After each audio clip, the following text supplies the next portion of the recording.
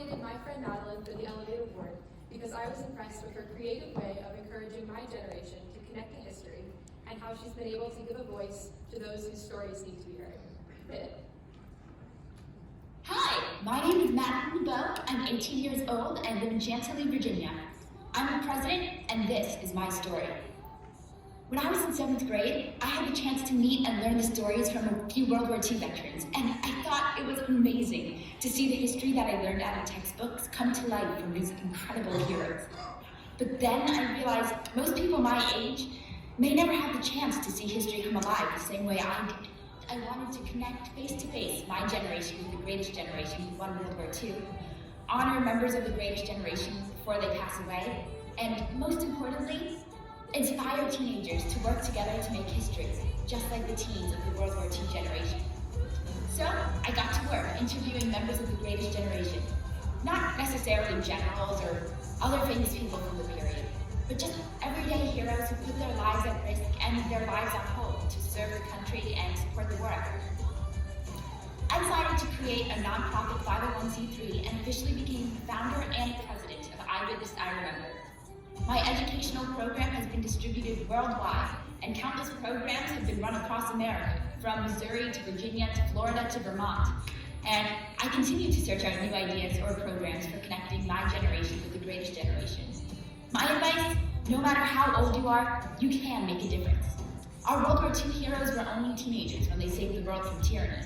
So even though we're only teenagers, we too can make a huge difference in the world, in issues we care about. A quirk about me is that I love to write song parodies. Over the past few years, I've written dozens of parodies to pop hits through the centuries for history projects. They are a really fun way to get my class involved in studying our past.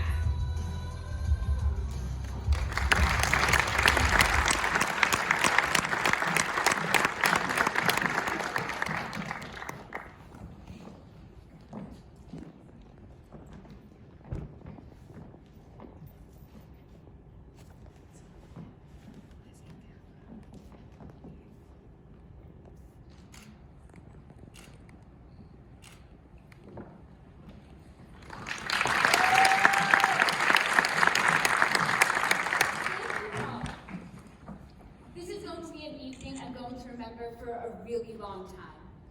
And that's what counts, isn't it? What we remember about today and about our lives. What do you remember that's important to you? What affected you? What helped you be who you are today?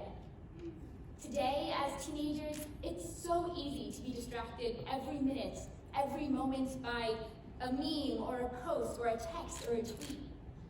These distractions can be funny or informative or include really cute kittens.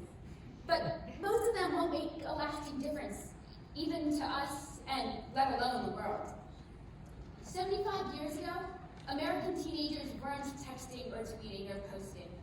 They were off saving freedom from tyranny and light from darkness in places that most people have never heard of. Today, those once teenagers are leaving us, and so many memories are disappearing with them. So many stories, so many things we can't imagine and have been lucky to have avoided. And yet, if we want to know what saved them and us during World War II, we need to remember. And we need to do more than remember. We need to be inspired.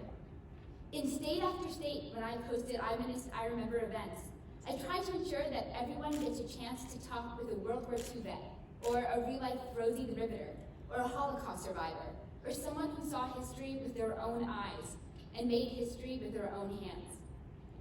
I try to do that first because it's really fun to introduce teenagers to real-life heroes. But I also do it because it reminds me and my audience that these heroes are people, just like us. And they're not the only ones who can save the world. You and I can, too. Thank you so much for having me at this fantastic event. I hope you all will remember it as fondly as I will. And I hope that you do more than remember it. I hope you use it to make our world a better place. Thank you.